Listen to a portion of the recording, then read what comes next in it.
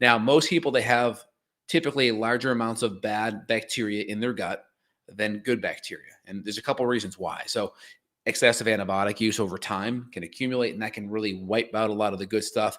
And you tend to get this rebound overgrowth after taking antibiotics. You actually see it with yeast. A lot of doctors now, especially with women, they're actually giving a lot of females antibiotics and then coming in right afterwards with diflucan because they're seeing these big rebound fungal overgrowths. We see it with bacteria as well.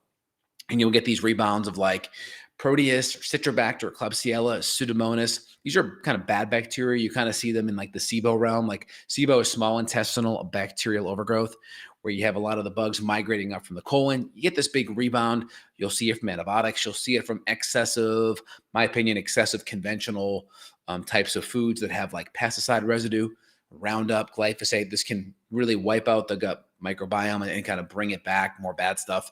Also, processed flour, processed foods. These are the bad bacteria like these acellular carbohydrates. It means they're like processed. They're really easy to digest and eat, and that can flourish a lot of bad bacteria. And then, of course, if we just have really crummy digestion, we don't have good hydrochloric acid levels, good enzyme levels, we're not making enough bile salts, that can be a problem.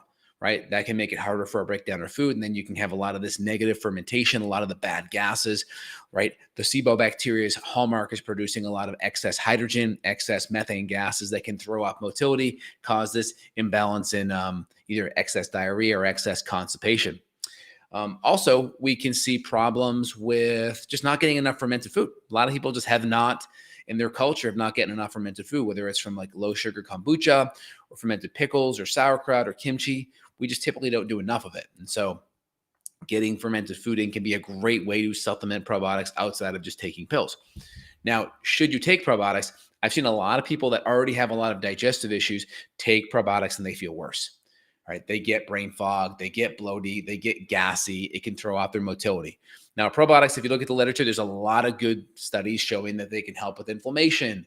They can help with immune. There's even some benefits of even helping with mold detoxification. So there's all kinds of things that they could be helpful for. Now, why wouldn't they? Because there are people that still report these symptoms. So the question is why? Why would someone have a negative reaction?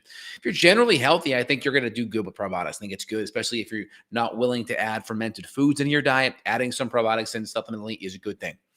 If you have a lot of digestive issues, and probiotics cause symptoms, they cause the bloating, they cause the gas, they cause a lot of those symptoms I highlighted, then you may want to not deal with that. You may want to not add those things in. You may want to think about clearing out the gut. If you're having a reaction to probiotics, something is wrong in the gut. So if you already have a lot of digestive issues in general, and the probiotics are just kind of exposing a weakness and showing, hey, there's something there, then you definitely want to work on your diet, go through the 6 R's, remove the bad foods, get the digestion, get your motility better, support your adrenals, fix whatever bugs are there, get them knocked out, get them tested so you know what you're actually dealing with.